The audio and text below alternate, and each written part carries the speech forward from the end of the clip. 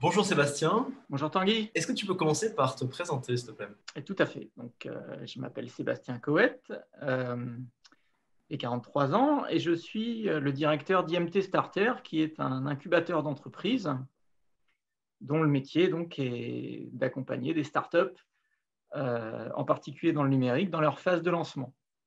Et notamment voilà, d'essayer de leur mettre à disposition des outils vidéo également. Alors moi, mon parcours, en fait, je suis dans cet univers de l'accompagnement de l'entrepreneuriat depuis à peu près toujours, parce qu'en fait, mon premier job a été d'ouvrir une pépinière d'entreprise,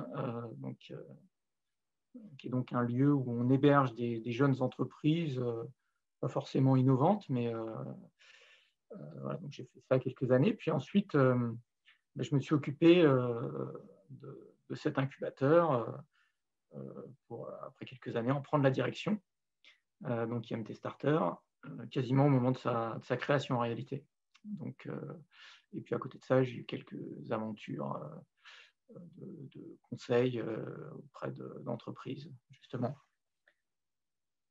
Et on a créé également des outils d'investissement dans les startups, un incubateur, un fonds d'investissement qui s'appelle Telecom Booster. Est-ce que tu peux nous partager peut-être quelques chiffres sur l'incubateur? C'est combien de startups, combien d'années, quels sont les chiffres clés? Donc alors, IMT Starter a été créé exactement, c'était décembre 1999. Et donc là, on atteint les 230 startups qui ont été créées dans l'incubateur. Alors, il y a à peu près 70% de ces entreprises qui sont vivantes aujourd'hui. Le nombre d'emplois, c'est difficile à dire parce qu'en fait, il y en a beaucoup qui ont été rachetés, n'est-ce pas, Tanguy, qui ont été cédés à des groupes ou qui quelquefois existent encore ou quelquefois sont complètement intégrés à un groupe. Et alors, donc, évidemment, une entreprise qui a été rachetée il y a 10 ans, c'est absolument impossible de dire combien d'emplois ça représente. Si elle a été rachetée quand il y avait 25 personnes, aujourd'hui, qu'est-ce que je mets comme chiffre? J'en sais rien. Mais donc, on approche, je pense, les 3000 emplois directs voilà, liés directement à l'activité de l'incubateur, on va dire. Et puis, alors quelques chiffres. Donc, on est essentiellement dans le numérique. Donc, on a des projets très tech et d'autres qui sont un petit peu moins, où la techno, c'est qu'un outil, en fait. Mais à chaque fois, il y a une part d'innovation. Donc, c'est, on va dire, à peu près moitié-moitié des projets portés plutôt par des gens techniques, ingénieurs ou docteurs, et moitié plutôt par des gens avec un profil business. Avec probablement de l'ordre de 20%, malheureusement uniquement de femmes jusqu'à maintenant, ça augmente. Ça, c'est un tropisme qui est lié au fait d'avoir dans les écoles d'ingénieurs en France, de manière générale, globalement, cette proportion hommes-femmes. Donc, start-up créées par les ingénieurs reflètent du coup relativement ça. Mais ça change, hein. Ça change quand même. On voit de plus en plus de femmes. J'espère un jour voir 50% des intervenants de l'incubateur et des startups portés par des femmes. Ça progresse. Donc, tu disais que la plupart des entreprises utilisent l'innovation comme au moins un pilier de l'entreprise. C'est quel genre d'entreprises en général qui vont rejoindre l'incubateur? Est-ce qu'il y a des secteurs qui sont en particulier représentés? Non, il y a pas. On peut être vraiment généraliste en s'intéressant au numérique. Donc, c'est ça qui est vraiment passionnant d'ailleurs dans mon métier, c'est que c'est franchement assez impossible de se lasser parce que on a une société qui va être dans le domaine, pourquoi pas du médical, une autre dans le domaine de l'automobile, une troisième dans la finance, une autre dans la RH. Finalement, le point commun, c'est le numérique, ou dans l'industrie. Enfin, on peut vraiment aller dans tous les secteurs. Ce que je peux dire, c'est que globalement, dans l'histoire de l'incubateur, on a eu quand même pas mal de sociétés qui ont été autour d'outils, on va dire, des plateformes, assez souvent, mais ça c'est assez classique sur l'entrepreneuriat innovant en France, plutôt du B2B. il y a du B2C, mais assez souvent quand même le business model est lié à des ventes auprès d'entreprises. Ouais, voilà, ça ressemble plutôt à ça. Ensuite, la typologie des entreprises qui peuvent intégrer IMT Starter ou même globalement un incubateur, je crois que je connais pas mal ce secteur, c'est souvent des entreprises très jeunes ou des projets de création d'entreprise. Donc nous, en fait, que l'entreprise soit créée juridiquement ou pas, on s'en fiche complètement, en fait. C'est une question d'ailleurs souvent qu'on me pose. Est-ce qu'il y a besoin d'être créé ou pas?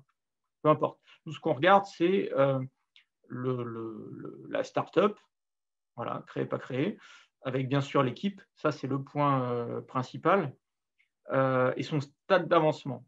Nous, on est une structure essentiellement financée par du public, donc par vos impôts. Et ça justifie du coup le fait qu'on s'intéresse à des projets qui sont vraiment très tôt, c'est-à-dire avant qu'ils aient trouvé leur business model, qu'ils ont intégré un marché et qu'ils soient capables de vivre par eux-mêmes et du coup de se financer par eux-mêmes avec des financements privés, etc. Donc nous, on est souvent très en amont de ça. Donc on est vraiment au démarrage qui consiste à dire on a un proto, un démonstrateur, quelque chose à montrer. On a une équipe, c'est 2 personnes, 3 personnes. Ça peut être 2 personnes à temps plein et le troisième qui est encore en poste. Enfin, ça ressemble souvent à ça, les équipes. Et puis voilà, il y a un petit quelque chose qui a été mis en place, qui est généralement pas finalisé d'un point de vue technique. Voilà. Il n'y a pas vraiment de clients encore. Et puis, nous, notre démarche à l'incubateur, elle consiste à accompagner ces gens-là pendant la phase de rentrer sur le marché. Voilà, souvent, donc c'est un accompagnement qui dure 1 an chez nous. Et quand tout se passe bien, à l'issue, quand l'entreprise n'était pas créée, évidemment, à la sortie, elle est créée. Donc, ça fait +1 dans les stats de l'incubateur. Très souvent, il y a des financements qui ont été récupérés, publics, privés. Donc, ça fait l'objet d'autres vidéos. C'est comment on se finance. Mais voilà, à la sortie de l'incubateur, typiquement, il y a des premiers financements, généralement business angels et financement public. Les tours de financement avec des VC, généralement, sont plutôt après la sortie de l'incubateur, 1 an après, globalement, 1 an ou 2 ans après, au moment où il commence à y avoir un peu de traction à montrer. Voilà, et puis donc on avait 2, 3 personnes, et à la sortie, il y a 2 stagiaires et 1 ou 2 salariés qui ont été embauchés avec voilà, les premiers financements récupérés et puis consolidés par le premier chiffre d'affaires. Mais voilà, très souvent, il n'y a pas de rentabilité, bien sûr, ni à l'entrée de l'incubateur, ça c'est sûr, et même à la sortie. C'est assez rare. Ce n'est pas ce qui est recherché, en tout cas la rentabilité à très court terme. C'est plutôt de construire de la valeur, et ça passe par des investissements, la constitution d'équipes de qualité, etc. Tu disais que la plupart des entreprises qui vont rentrer dans l'incubateur ont déjà un début d'équipe qui est consolidé, ont un prototype et une idée du marché qu'elles vont adresser. Est-ce que vous avez des critères que vous appliquez pour sélectionner les startups qui vont pouvoir rentrer dans l'incubateur? Oui. Alors, souvent, c'est plutôt une sorte de démonstrateur qu'un prototype. Alors, je ne sais pas tout le monde peut avoir sa définition, mais c'est-à-dire que on est généralement assez pas exactement au moment où ça peut être montré à des clients pour que les gens disent « cool, j'achète ». Donc, il y a souvent encore un petit peu de travail techno. Les critères, en fait, le premier, c'est qu'il faut qu'il y ait du numérique. Pour IMT Starter, ça c'est sûr. On est un incubateur qui est rattaché donc à 3 grandes écoles. Une école de commerce, 2 écoles d'ingénieurs. Donc, vraiment, dans l'ADN, on a les deux. Donc, c'est Institut Mines Télécom Business School, l'école de commerce, et les 2 écoles d'ingénieurs, Télécom Sud Paris et l'ENS IIE. Donc, ce sont des écoles, les 3, qui ont un ADN numérique et une histoire liée à l'informatique, aux télécoms. Donc, il y a ce critère-là qui est indispensable chez nous. Il faut qu'il y ait du numérique. Il faut que ce soit innovant.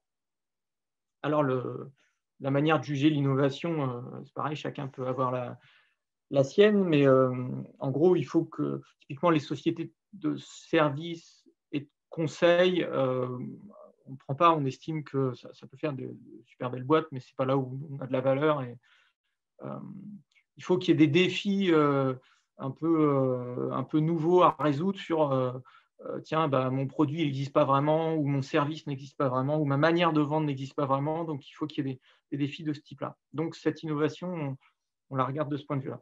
Et ensuite, les critères un peu objectifs, bah, c'est voilà, la qualité de l'équipe. Alors la qualité de l'équipe, c'est quoi? Ça ne veut pas forcément dire des gens qui ont un CV gigantesque, parce que chez nous, on peut avoir des gens qui ont 50 ans comme des gens qui ont 25. C'est pareil, on s'en fiche un peu de ça. Ce qui nous intéresse, c'est leur capacité à faire des choses. Et leur capacité, elles se jugent avec leurs compétences, qui peuvent être validées par de l'expérience, des diplômes, mais à la limite, ce qui nous intéresse vraiment, c'est plutôt ce qu'ils sont en train de réaliser. Voilà. S'ils ont déjà mis en place voilà, ces protos, ou peut-être travaillé dans un secteur où ils ont démontré quelque chose, ça c'est intéressant. Et puis évidemment, idéalement, l'équipe qui se complète, ça c'est chouette, voilà, avec la partie business, la partie technique. Mais j'ai tout vu, moi, sur les voilà, quelques centaines maintenant qu'on a accompagnés dans l'incubateur. C'est pas forcément l'arme absolue d'avoir l'ingénieur et le manager qui se complètent. C'est évidemment très chouette d'avoir ça, mais voilà, il peut y avoir une équipe finalement très technique, et les gens vont se découvrir une capacité à faire du business. Ça peut ne pas être naturel du tout, donc quelquefois ça peut être long et douloureux pour arriver à appréhender un peu voilà, la façon de parler à son marché, la façon d'aller commercialiser, mais à la fin, les gens peuvent y arriver. Et puis à l'inverse aussi, j'ai vu des équipes très business et qui s'entourent en marchant, on va dire, de compétences techniques, et qui finissent même à avoir des startups dont le différenciateur est vraiment technique, mais tout ça peut se construire aussi avec le temps. Voilà, donc l'équipe, c'est vraiment le point principal, et probablement que ce qui nous intéresse le plus dans l'équipe, c'est leur motivation. En fait. Alors, il y a un autre point, je ne sais pas comment on peut le décrire ça, mais c'est il faut un savant mélange entre avoir confiance en soi et en même temps rester humble. Alors, confiance en soi, c'est pour être résilient,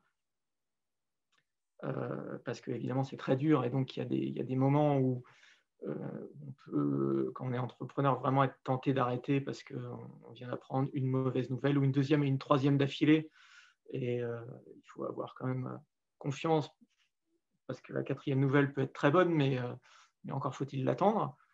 Donc voilà, il faut une forme de confiance en soi, et justement l'équipe permet d'amortir, on va dire, les coups durs et les coups au moral d'une personne. Et puis, il faut être humble, parce que humble, ça permet d'être à l'écoute. Et à l'écoute de son marché, de ses clients, des indices qu'on entend, des signaux faibles qu'on entend autour de soi, de ses compétiteurs, de ce qui se dit dans la presse, des tendances de marché, enfin voilà, tout ça, il faut, voilà, c'est quand même assez rare qu'un entrepreneur, ou n'importe qui d'ailleurs, détienne de base, comme ça, en arrivant, la vérité. Quand même, globalement, souvent, il faut se confronter à la réalité, et ça, il faut une forme d'humilité pour se dire, bah, ok, ouais, là, j'ai eu tort, et je vais modifier mon produit, mon service, ma manière de vendre, mon approche, mon équipe, je ne sais pas quoi. Enfin, voilà. Donc ça, c'est des éléments, comme on dit maintenant, c'est les soft skills, c'est ça? Ben, c'est plutôt ce genre de soft skills qu'on cherche, et qui sont vraiment importantes, quoi. C'est-à-dire des gens à l'écoute. Et du coup, à l'écoute aussi des gens qui vont conseiller. Et en l'occurrence, là, c'est nous, à l'incubateur. C'est-à-dire quand on rencontre des gens tellement sûrs d'eux qu'ils n'écoutent pas du tout, ça, c'est un réflexe. Tiens, souvent, les entrepreneurs arrivent. Donc, nous, bah, forcément, dans les premiers entretiens, on pose des questions pour comprendre le projet, qui sont ces gens, d'où ils viennent, où ils veulent aller, etc. Donc, c'est souvent un échange de questions-réponses. Et évidemment, quand on est au démarrage du projet, c'est quand même rare qu'on ait toutes les réponses. Et donc, il y a des gens qui disent bah, là, je ne sais pas encore. Très bien, c'est assez souvent la bonne réponse. Et il y a d'autres personnes qui sont dans un phénomène de défense et qui veulent absolument avoir la réponse à tout le temps. Voilà, et renvoient la balle systématiquement comme ça. Donc ça démontre de la motivation, c'est bien, mais en même temps, on ne peut pas avoir tout le temps la bonne réponse. Et donc, voilà, c'est cette manière d'être capable d'écouter des conseils, de trier aussi parmi les conseils, mais en tout cas d'écouter, de se dire, tiens, quand même, si on me dit ça une fois, deux fois, trois fois, il y a peut-être quand même une raison, il faut que j'en tienne compte, et au moins que je comprenne pourquoi on fait ces remarques ou on pose ces questions. Donc ça, c'est des éléments effectivement importants de comportement. Et on a constaté, nous, à l'incubateur, quand même, avec le temps, que les gens qui ont, bien sûr, cette confiance, mais aussi cette humilité, c'est quand même souvent les très, très bons ingrédients pour permettre d'avancer dans les bonnes conditions. Parce qu'à un moment, il faut adapter son business, il faut lever de l'argent, il faut composer avec des associés avec lesquels quelquefois ça se passe mal. Les investisseurs, ça ne se passe pas tout le temps bien, enfin, selon les moments. Bref, il y a plein de moments où il faut avoir une souplesse d'esprit. Et ça, c'est un sujet vraiment important. Ouais. Pardon, alors tu as parlé et être sympa, je disais, oui. Ah oui. Et être sympa, notamment parce qu'il faut recruter des gens. Ben non, mais c'est bête, mais il faut attirer dans son équipe des gens sympas aussi. Parce que sinon, s'il n'y a que des gens assez désagréables, les gens désagréables sont rares, mais quand même, ils existent. Les gens qui agacent, et forcément, pour constituer une équipe et garder des gens dans son équipe, des gens de talent, il vaut mieux être quand même très sympa. Tu en reparles à l'instant. Tu as parlé tout à l'heure de s'entourer. Tu as parlé de personnes qui sont ouvertes aux signaux faibles. Dans un incubateur, on peut aussi recevoir des signaux forts de la part de coachs. Est-ce qu'on peut revenir sur vraiment quels sont les avantages, dans un premier temps, de rejoindre un incubateur et peut-être, au fur et à mesure que tu expliques ça, quels sont les avantages de rejoindre l'incubateur IMTS en particulier? Alors oui, effectivement. Donc les incubateurs, moi j'ai vu ça, ça fait ancien combattant, mais ça fait une vingtaine d'années que je suis dans ce milieu. J'ai vu toute l'évolution. C'est hyper important quand on lance une entreprise de rejoindre un écosystème dans lequel on va pouvoir rencontrer des gens susceptibles de porter un regard sur ce qu'on fait. Voilà. Et du coup, on appelle ça incubateur, accélérateur, ce que tu veux, pôle de compétitivité. Il y a tout un écosystème qui s'est mis en place et qui est extrêmement riche en France. Alors, j'ai la chance d'avoir pas mal voyagé dans le cadre de mes fonctions à l'incubateur, d'avoir voir ce qui se passe en Angleterre, aux États-Unis, beaucoup, dans la Silicon Valley, etc., en Allemagne. Bref, on a pas mal d'actions à l'international à l'incubateur, justement pour voir comment les autres écosystèmes se composent. Et franchement, l'écosystème français est très riche. Et cet écosystème, un French Tech, là, dont on parle souvent, je ne sais pas si la Startup Nation, c'est si vrai que ça, mais enfin bon, en tout cas, vraiment, l'écosystème, il est riche. Alors du coup, pourquoi c'est important de rejoindre un incubateur? Parce qu'au démarrage, évidemment, il faut compléter ses équipes et essayer de valider le plus possible les choix qu'on fait en tant qu'entrepreneur. En fait, quand on est entrepreneur, on passe son temps à prendre des choix stratégiques. Et c'est encore plus vrai quand on construit une entreprise, parce que qu'est-ce qu'on vend, comment on le vend, à quel prix, tout ça est à construire, évidemment, quand on lance une entreprise. Donc, le moindre arbitrage a des conséquences très, très importantes sur l'entreprise et son avenir. Et donc, c'est pour ça qu'il faut une équipe de talent, mais c'est pour ça aussi qu'il faut s'entourer de conseils et d'autres entrepreneurs, et c'est ce qu'on trouve dans un incubateur. Un endroit où tu vas avoir des gens extérieurs qui peuvent porter un regard sur ce que tu es en train de faire, te conseiller. Donc, ils ne détiennent pas forcément la vérité, ces gens-là. Simplement, souvent quand même, ils sont d'expérience, ils ont vu d'autres projets équivalents ou dans des phases équivalentes. Et ils peuvent du coup t'alerter sur pour t'éviter de faire les bêtises que tous les autres ont fait avant. Donc déjà, tu peux gagner du temps là-dessus. Et puis te challenger, mais dans le bon sens du terme, sur justement les choix stratégiques. Donc ça, c'est typiquement ce qu'on fait à un incubateur. Je vais revenir là-dessus. Et puis l'autre point important, c'est l'écosystème en tant que tel, c'est-à-dire le fait d'être avec d'autres entrepreneurs qui sont dans des phases équivalentes et avec lesquels échanger. Et donc ça, tu vas les trouver en particulier dans les lieux qui hébergent des startups qui peuvent être des incubateurs, mais qui peuvent être également, parce que voilà, tout cet écosystème a beaucoup changé, qui peuvent être des espaces de coworking, des tiers-lieux, des écoles, enfin voilà. D'une manière ou d'une autre, quand tu lances ton entreprise, tu peux démarrer chez toi, mais assez vite quand même, si tu commences à avoir une équipe, ne serait-ce que 2 ou 3 personnes, c'est quand même bien de se réunir régulièrement, et donc tu vas le faire à un endroit où il y a probablement d'autres startups autour de toi. Et du coup, les petits échanges, comme on dit à la machine à café, etc., sont hyper importants parce que c'est là où tu vas pouvoir débloquer des problèmes quelquefois hyper basiques, pratico-pratiques de devs qui vont échanger sur un langage ou récupérer le contact d'un avocat en particulier qui fait tel truc et que voilà, il se trouve que le copain, la startup d'à côté a le même sujet que toi et il te renvoie vers quelqu'un. Ou, voilà, c'est échanger des informations sur cet écosystème justement en étant plongé avec d'autres incubateurs.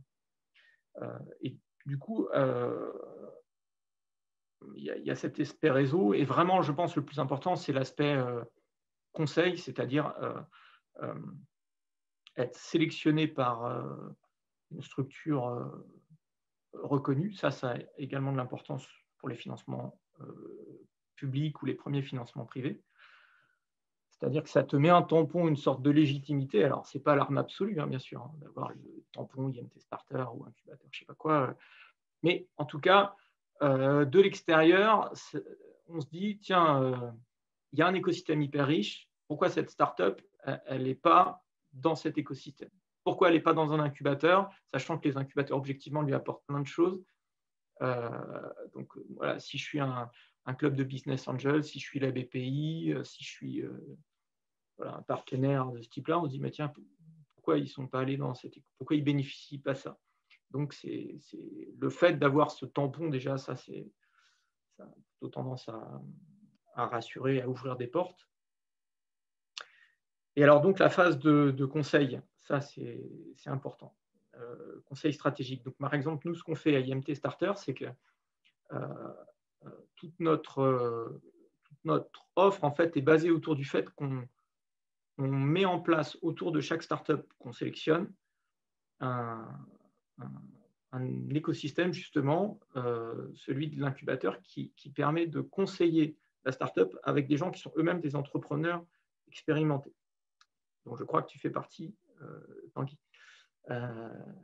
Donc, c'est-à-dire que nous, on monte des comités stratégiques autour de chacune des startups, un comité qui lui est propre, c'est-à-dire qu'il ne va pas y avoir les mêmes personnes dans le comité de chacune de nos startups, parce qu'on va chercher des gens qui ont quelque chose de spécifique à raconter par rapport au business model ou à la cible cliente ou voilà, à la typologie de la startup. Donc, typiquement, une boîte deep learning sur telle verticale ne va pas du tout avoir les mêmes membres du comité stratégique qu'une société qui développe une application grand public de géolocalisation, par exemple. Enfin, donc, voilà, on constitue, nous, ces comités avec des gens qui sont des coachs de l'incubateur. On en a globalement une trentaine avec lesquels on intervient. Et donc, ces gens-là sont tous des entrepreneurs. Ils ont tous créé des startups, assez souvent plusieurs fois. Ils ont tous du coup eu à financer leur projet, donc ils savent ce que c'est que de lever de l'argent. Très souvent, ils ont revendu leur société aussi. Donc, ils ont fait, comme on dit, la boucle au moins une fois.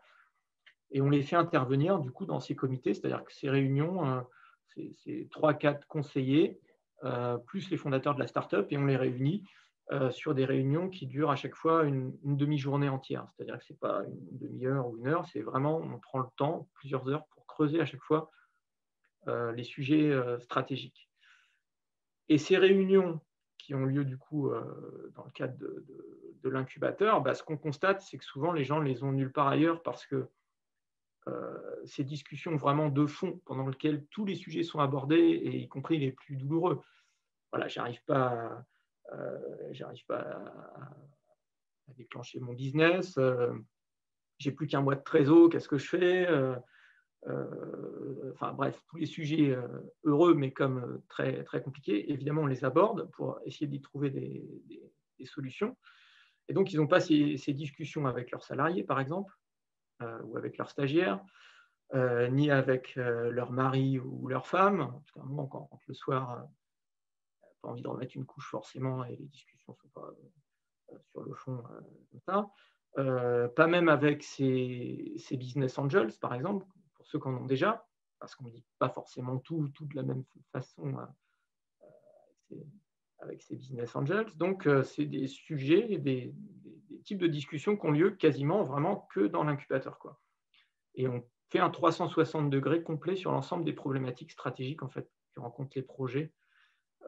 Donc, le commercial, le produit, la partie équipe, justement, RH, la partie financement, bien sûr, ça c'est un gros sujet à chaque fois. Est-ce que c'est le moment d'aller lever de l'argent? Oui, non. Pourquoi? Combien? Auprès de qui? Avec quel discours? Voilà. Et puis, mon plan A ne marche pas. C'est quoi le plan B? C'est voilà, les fameux pivots, hein, on entend parler tout le temps. Souvent, ces discussions et ces décisions se prennent un peu dans nos comités stratégiques. Donc, je pense qu'un incubateur, c'est vraiment important, parce que ça apporte aux fondateurs d'une entreprise les armes pour prendre les décisions dans les meilleures conditions. À la sortie de nos comités stratégiques, donc ont lieu bien sûr très régulièrement, les startups prennent les décisions qu'elles veulent, bien sûr. Nous, on ne fait pas d'ingérence là-dessus. Ce n'est pas un conseil d'administration, je veux dire. On n'acte pas une décision, c'est les entrepreneurs qui décident, mais voilà, leurs décisions, elles auront été pesées, sous-pesées, argumentées, non seulement par eux, mais par des gens qui sont expérimentés, qui sont bienveillants, qui n'essayent pas de leur racheter à bas prix leur société, ou enfin, il y a une bienveillance, et ça, c'est l'avantage d'avoir un incubateur du coup public qui est vraiment au service des entrepreneurs.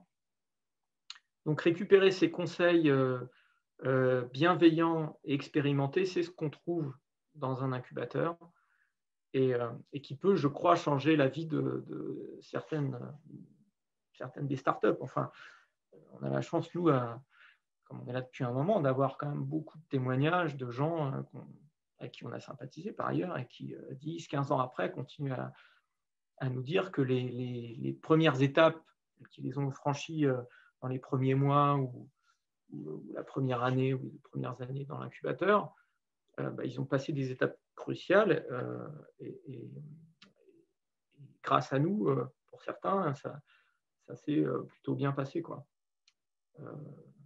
Alors après, ce n'est pas l'incubateur qui fait votre business, hein. À un moment, il y a quand même la solitude de l'entrepreneur, quoi qu'il arrive. Ça, c'est sûr et certain. Parce que la décision et les conséquences des décisions, c'est personne d'autre que les entrepreneurs qui les prennent et qui les subissent ou qui en bénéficient. Ça, c'est sûr et certain. Mais néanmoins, je dirais que ça atténue et ça accompagne cette solitude de l'entrepreneur. C'est une réalité, mais elle est un peu moins vraie quand on est avec des gens qui passent vraiment du temps, qui connaissent vraiment dans le détail ce que vous êtes en train de faire, parce qu'on passe des heures et des heures à en parler. Et voilà, donc ça, c'est ce qu'on trouve, ce qu'on devrait trouver, je pense, dans un écosystème comme celui d'un incubateur. Alors, le comité stratégique, c'est vraiment quelque chose d'unique, c'est sûr, chez IMTS. Moi-même, j'avais bénéficié de cet accompagnement, et c'est clair que la société que j'avais créée n'aurait jamais eu l'histoire et le succès qu'elle a connu sans ces séances. Et j'ai aussi pu voir la transformation de différentes sociétés passer par cet accompagnement. Donc, c'est sûr, c'est vraiment très unique et très bénéfique pour les entrepreneurs. Tout à l'heure, tu parlais également d'un nouvel outil que vous avez mis en place récemment pour aller plus loin dans l'aide que vous fournissez à ces startups. Tu parlais tout à l'heure de financement. Est-ce que tu peux nous en dire un peu plus? Donc, on héberge les startups, on a nos locaux, on a ces comités stratégiques et tout l'accompagnement qu'on met en place. Et puis, donc, effectivement, on a mis en place un outil de financement. En réalité, on en a deux. On a un fonds de prêt d'honneur qui est rattaché à l'Institut Mines Télécom. Donc, nos écoles font partie de l'Institut Mines Télécom et qui nous permet de financer globalement une bonne moitié de nos startups chaque année sur des prêts d'honneur du coup de 40 à 60 000 euros, donc des prêts à taux zéro, et qui complètent tous les prêts d'honneur de la place, c'est-à-dire qu'ils ne sont pas du tout exclusifs. Enfin, notre fonds de prêt d'honneur a été vraiment constitué dès le départ pour travailler avec, en complément typiquement de Wilco ou du réseau Entreprendre, qui sont d'autres prêts que nos startups sollicitent. Donc ça, c'est un outil important. Et puis donc, on a mis en place un fonds d'investissement qui s'appelle Telecom Booster. Ce fonds, il a vocation en fait à financer donc certaines de nos startups en amorçage, donc en seed. Et donc, on fait des investissements de 100 à 400 000 euros à peu près. Donc cette fois-ci, on rentre au capital, hein, bien sûr. Donc il y a une négociation sur la valo, etc. Alors, bon, des fonds d'investissement, il y en a d'autres. Hein. Donc, déjà, le nôtre n'est pas du tout exclusif pour nos startups. Hein. Enfin, elles lèvent de l'argent où elles veulent, je veux dire. Mais non, son intérêt, il réside dans le fait que nous, on ne regarde que nos startups à nous. Donc, en fait, on a un panel sur lequel on intervient qui est extrêmement restreint. Donc, du coup, la probabilité de lever est plus importante. Et puis, on prend nos décisions extrêmement rapidement, c'est-à-dire qu'en faisant une demi-journée, en fait. Parce qu'en fait, on a mobilisé justement une partie de nos anciens incubés, ceux qui ont bien réussi, une partie de nos diplômés qui sont passés par nos écoles et pareil, qui ont bien réussi, ou une partie de nos coachs. Et en fait, ces gens-là investissent à nos côtés. Là, quand je dis nos côtés, c'est l'incubateur, nos écoles, enfin, la partie qui porte l'incubateur. Et du coup, on met tout cet argent dans une poche, dans un Telecom Booster qui va investir dans des startups. Et du coup, c'est une sorte de club de business angels, on va dire, mais si ce n'est qu'il est porté par un incubateur, IMT Starter, et que pour les startups dans lesquelles on investit, il y a un seul actionnaire qui est Telecom Booster. C'est-à-dire que s'il y a 25 personnes, ils n'ont pas à contractualiser avec 25 personnes. Ça, c'est vraiment nous qui nous en chargeons. Donc, il y a une seule structure qui investit, c'est Telecom Booster. C'est quand même très utile, notamment pour les levées de fonds suivantes.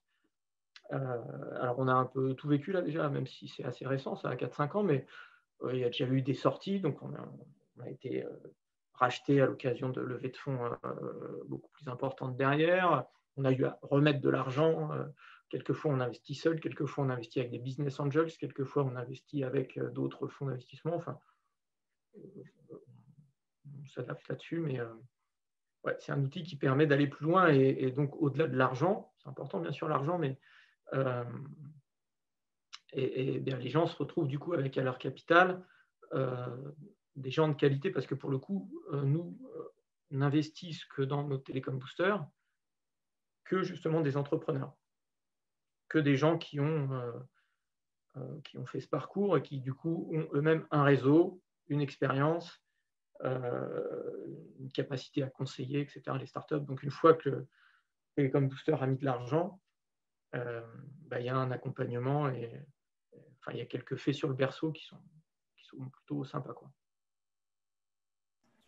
Juste pour revenir sur un point que tu évoquais à l'instant, sur le fait que vous investissez des fois avec d'autres fonds, d'autres groupes, est-ce que l'IMT peut des fois mobiliser son réseau pour apporter un investisseur supplémentaire? Est-ce que vous travaillez avec des groupes de business angels, par exemple, à qui vous pouvez proactivement proposer un dossier pour aider l'entrepreneur dans sa démarche d'aller chercher des financements? Ou est-ce que vous allez plutôt investir en complément d'une démarche complémentaire de l'entrepreneur? Euh, En fait, ça se passe de la manière suivante. Au moment où nous, on décide d'investir dans une start-up, très souvent, évidemment, elle est elle-même déjà en train de chercher à lever de l'argent, mais pas que auprès de nous. D'ailleurs, on ne leur conseille pas de viser que nous et uniquement nous, hein, quand même. Et du coup, ça se fait assez naturellement, c'est-à-dire que ça peut ressembler à quoi? Voilà, une start-up qui cherche à lever 500 000 euros. Voilà, donc si nous, on ne met pas les 500 000, on met 200 000, j'en sais rien, et puis, ou 300 000, et puis voilà, il se trouve que dans le même temps, dans les mêmes semaines, en fait, ils arrivent à mobiliser d'autres partenaires qu'on connaît ou qu'on ne connaît pas. Donc ça, c'est une manière de faire. Et l'autre manière, c'est que nous, effectivement, on peut renvoyer évidemment nos startups vers des partenaires qui peuvent investir. Alors après, on n'est pas leveur de fonds, parce que ça, c'est encore un métier avec un business model spécifique qui consiste à dire, voilà, on vous aide on s'occupe de votre levée de fonds et on va prendre un financement sur l'argent levé. Donc ça, nous, on ne le fait pas. Enfin, en tout cas, on n'a pas de business model là-dessus. On le fait, on va dire, gratuitement, quoi. Ça fait partie des services de l'incubateur, mais on fait que de la mise en relation. Là. On pousse les gens. En fait, typiquement, ce qu'on fait, c'est qu'on fait venir régulièrement, par exemple, des fonds d'investissement dans l'incubateur, enfin, ou en visio, comme ça, hein, rencontrer certaines de nos startups. C'est évidemment jamais obligatoire pour nos startups parce que on les couvre, quoi. Et donc, c'est pas forcément pertinent de montrer toutes les startups tout le temps à tout le monde, quoi. Ça pour faire perdre de temps à personne, ni aux startups elles-mêmes, ni au fonds d'ailleurs. Et donc, on organise des meetings de ce type-là, effectivement, avec des clubs de business angels, avec des fonds. Et puis, on a eu plusieurs fois, alors, en fait, il y a deux types de business angels. Il y a ceux qui sont dans des fonds, dans des groupes pardon, de business angels, et il y en a qui investissent uniquement seuls, on va dire, et dans des groupes qui peuvent être complètement informels. C'est-à-dire, assez souvent, ils investissent avec 2, 3, 5 copains. Et donc, c'est arrivé quand même pas mal de fois que, on va dire, l'écosystème de l'incubateur déclenche des investissements. Par exemple, un ancien de l'école rencontre une de nos startups parce qu'on l'avait renvoyé d'abord en disant voilà, tiens, est-ce que tu peux prendre un café avec cette personne parce que vous êtes un peu dans le même domaine, ils sont en train de se lancer, voilà, est-ce que tu peux lui accorder une demi-heure un peu pour le conseiller, et puis quelquefois il ne se passe rien, et puis quelquefois les conseils sont pertinents et ça aide la startup, et puis quelquefois ça va un peu plus loin, il y a du business qui se crée entre eux, puis quelquefois la personne se retrouve à investir 6 mois après dans la boîte. Donc voilà, c'est un peu de cette manière-là qu'on intervient. Par contre, c'est vrai qu'on n'est pas des leveurs de fonds, encore une fois, c'est-à-dire que notre sujet, c'est d'aider les gens à lancer leur activité, à le faire de la meilleure manière possible et de se mettre en situation de pouvoir lever, c'est-à-dire en ayant un discours et un business qui soit suffisamment mûr, on va dire, pour être capable de lever. Alors après, quelquefois, ça se passe dans l'écosystème de l'incubateur, et quelquefois pas du tout, mais en tout cas, voilà, on a un pied dans le financement de start-up, mais un pied seulement, et on est vraiment plutôt en amont sur la partie faire émerger des projets et en faire on ne fait rien, c'est les entrepreneurs qui font, mais les amener à être des startups qui peuvent se financer notamment avec des business angels et des VC. Est-ce que tu peux nous parler un petit peu de ce que fait l'incubateur pour ouvrir les portes à l'international, sur les différentes opportunités à l'international que vous apportez? Ouais, donc dans notre histoire, on a fait pas mal de choses à l'international, on a essayé plein de choses, on a fait une dizaine de workshops dans la Silicon Valley ou à Londres. Partait avec des promos de start-up de l'incubateur, passer une semaine, 4 jours dans ces écosystèmes. Donc ça, c'est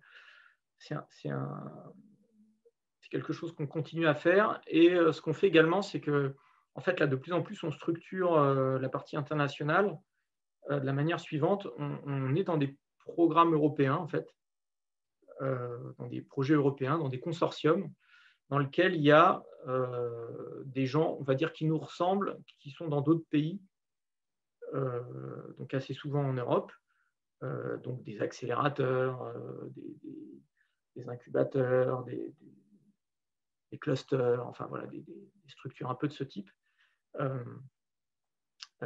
Donc avec plusieurs pays, et on organise du coup avec ces différents pays, donc l'Espagne, l'Allemagne, l'Angleterre, pas mal d'Italie, enfin, bref. On organise comme ça des missions un peu de découverte d'écosystèmes, où on peut du coup envoyer nous certaines de nos startups dans des écosystèmes de ce type. Et à l'inverse, on a une activité où en fait on conseille et on accueille des startups étrangères. En fait. Ça fait aussi partie de notre mission. Donc là, par exemple, en ce moment, on a une vingtaine de startups étrangères qui sont accompagnées par l'incubateur à distance en fait, et qui vont être amenées probablement à venir passer quelques jours en France, à Paris, enfin dans notre écosystème à nous, et pourquoi pas, j'espère, à un moment s'installer, ouvrir des antennes chez nous. Mais du coup, le fait de faire ça, ça nous sert pour les startups françaises également, parce qu'on va dire probablement on monte en compétences et en connaissance justement de ces écosystèmes. Et du coup, ça, plus le fait d'avoir dans nos intervenants quasiment systématiquement des gens qui ont eu des expériences à l'international, justement parce qu'ils ont exporté avec leur start-up, etc., ça fait qu'on est, je crois, pertinent pour aider nos jeunes entreprises à se dire, OK, toi, par rapport à ton business, par rapport à ton état d'esprit, par rapport à ta concurrence, etc., bah, ça fait du sens d'essayer très vite d'aller, par exemple, vendre à des industries en Allemagne, par exemple, j'en sais rien. Si oui, de telle manière, en passant par tel et tel écosystème, bah, tiens, regarde, appelle ces gens-là, etc. Ou alors, au contraire, de dire, bah, c'est quelquefois la réponse aussi, à l'international, enfin, une stratégie internationale, ça peut consister à dire, bah, franchement, pendant 1 an et demi, 2 ans, essayer déjà de rentrer et de consolider ton marché français en ayant un œil sur ce qui se passe à l'étranger, mais sans forcément essayer de te disperser, parce que c'est extrêmement chronophage et ça peut coûter très cher de lancer des activités à l'international, donc il faut le faire dans de bonnes conditions. Alors, ce qu'on fait également, on intervient dans des salons, donc le CES par exemple à Las Vegas. Chaque année, on emmène des startups avec nos collègues là, de l'IMT, des startups au CES. Et ça, on le finance notamment en grande partie avec l'aide de grands groupes avec lesquels on est en partenariat au travers de la fondation Mines Télécom. Donc, d'être attaché à nos belles écoles permet d'avoir une force de frappe de ce point de vue-là qui est intéressant, et de pouvoir dire, OK, on collabore avec des grands groupes qui souhaitent rencontrer des startups, qui souhaitent être en contact avec ces écosystèmes. Et du coup, ça nous sert de manière extrêmement pratique à emmener des startups quasiment gratuitement dans cette phase de lancement au CES. Comme ça, elles peuvent exposer là-bas. Et donc, ce qu'on a constaté, c'est que ça fonctionne. Ça déclenche en fait du business. Et d'ailleurs, bizarrement aussi, ça déclenche du business, même en France, d'être une start-up qui est au CES. Ça peut non seulement déclencher bien sûr du business à l'international, mais aussi en France, parce que tu rencontres en fait là-bas des gens enfin des Français qui peuvent être des CEO de groupes du CAC 40 qui sont compliqués à rencontrer en France et que tu peux rencontrer en fait sur ton stand au CES. Le monde est ainsi fait. Donc voilà comment on fait international. Voilà. Donc c'est en fonction des besoins de la startup, on regarde ce qu'on peut faire et s'il y a matière et il y a pertinence à faire quelque chose ou pas. Alors, avec tout ce qu'on vient de se dire, je pense qu'il n'y a plus aucun doute sur la pertinence pour une startup de rejoindre un incubateur. Est-ce que, avec les conditions actuelles de la pandémie, est-ce que vous avez mis en place des choses particulières pour continuer à apporter tous ces bénéfices aux startupeurs qui peuvent du coup avoir peut-être moins ces contacts, moins les avantages de l'écosystème physique que vous proposez? Quel genre de modifications est-ce que vous avez mis en place? Finalement, on s'est un peu adapté, mais ça n'a pas révolutionné notre manière d'accompagner les startups. Nous, alors, il y a deux aspects en fait dans ce qu'on fait. Il y a l'accompagnement avec ces phases de conseil et ces comités stratégiques, et il y a la partie effectivement hébergement de start-up. Et bon, là, quand on est en période de confinement, évidemment, les startups sont chez elles, et c'est partout pareil. Mais c'est peut-être pas pour, enfin sur des courts termes comme ça, c'est pas si gênant que ça pour des startups dans le sens où c'est des petites équipes et les gens arrivent à travailler très facilement en remote. D'ailleurs, moi, j'ai vu des startups quelquefois se lancer avec des gens qui sont sur plusieurs continents, des fondateurs qui sont sur plusieurs continents. C'est des exceptions, mais moi, je l'ai vu et ça peut très bien fonctionner. Donc, les locaux sont importants en fait pour constituer, pour des phases de créativité et constituer un état d'esprit et une culture d'entreprise. Et ça, c'est vrai quand tu commences à recruter des stagiaires, des salariés. Quand tu es au démarrage et que tu connais bien tes cofondateurs, être en remote, c'est pas si gênant que ça dès lors que tu peux être en contact avec des startups régulièrement par ailleurs. Alors du coup, nous, sur la partie conseil, ça n'a pas révolutionné fondamentalement ce qu'on faisait, si ce n'est que on le fait par visio. Mais voilà, nos réunions de plusieurs heures, nos comités stratégiques qu'on faisait dans la même salle, effectivement, on le fait maintenant chacun chez soi. Et bizarrement, en fait, ça ne change pas du tout les rapports que les gens ont entre eux. C'est-à-dire que le fait de passer plusieurs heures ensemble à discuter, même par visio comme ça, enfin nous, on a notre offre maintenant, elle se fait à distance, et donc en fait les gens sympathisent, se prennent d'affection pour la start-up, etc., ou se font confiance de la start-up vers le coach, etc., uniquement avec ces réunions visio. Mais ça, c'est lié au fait que le contexte, c'est un contexte bienveillant, celui d'un incubateur, etc. Ça joue beaucoup. Et puis parce que les réunions sont longues. Donc voilà, on va passer 3 heures, 4 heures, voilà, à 4, à 5, à discuter, et on va se réunir régulièrement comme ça. Donc forcément, l'intensité et le fond de ce qui est dit dans ces réunions ne change rien.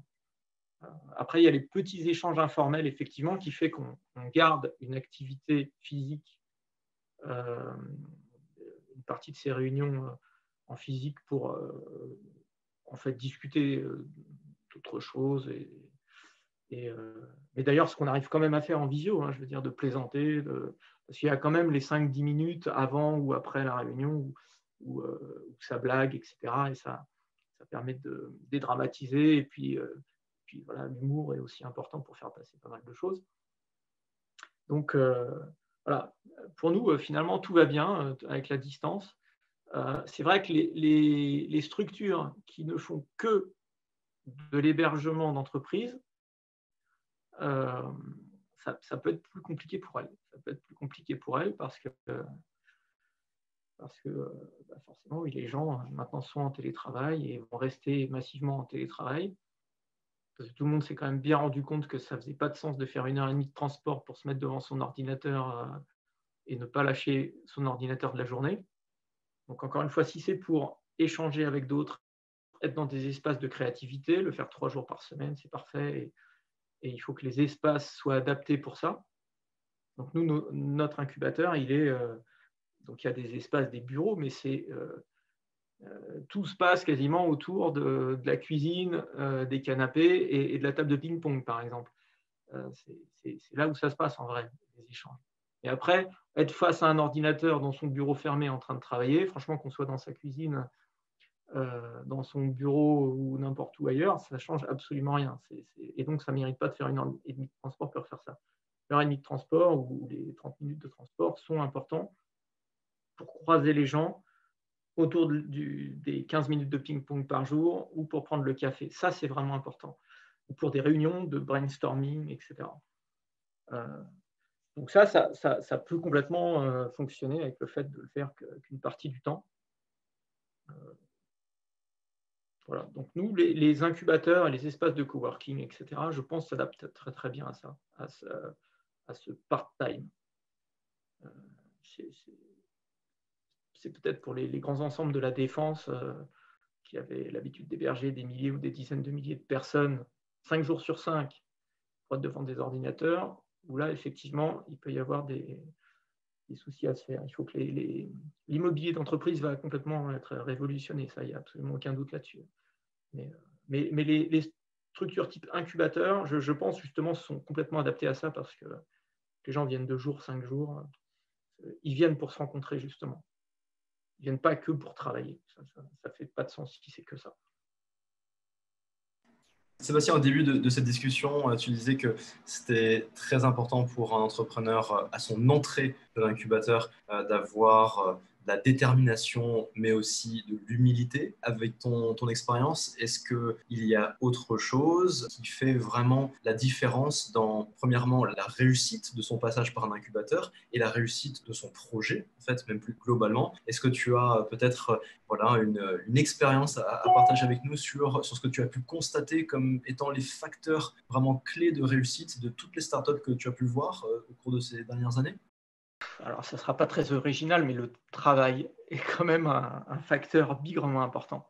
C'est-à-dire, franchement, la capacité à travailler beaucoup, mais aussi efficacement, ça change tout, enfin, surtout les premières années.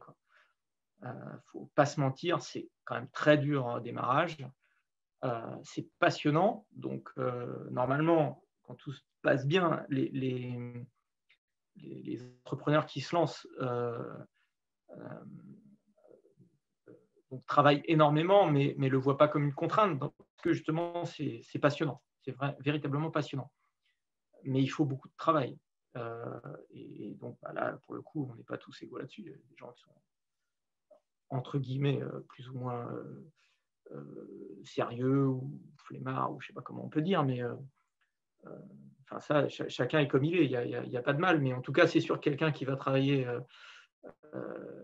15% de plus qu'un autre, franchement, à un moment, sur la durée, ça va se voir, quoi. Et les résultats vont suivre, objectivement.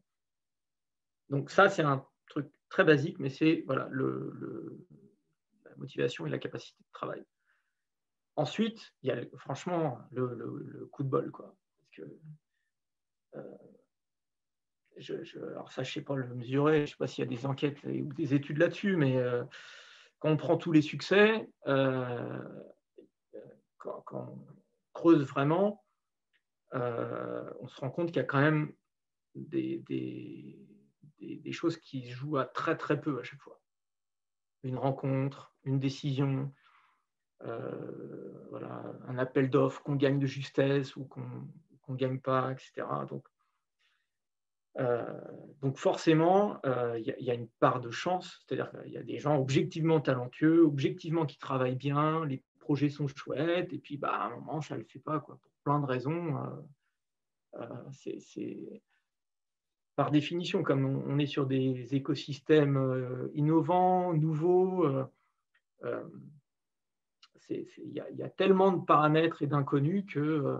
Et d'ailleurs, un très bon exemple, c'est qu'on peut avoir quelqu'un, quand on voit le serial entrepreneur, on peut avoir quelqu'un qui a connu une super belle réussite, voilà, qui a revendu sa boîte, levé plein d'argent, etc.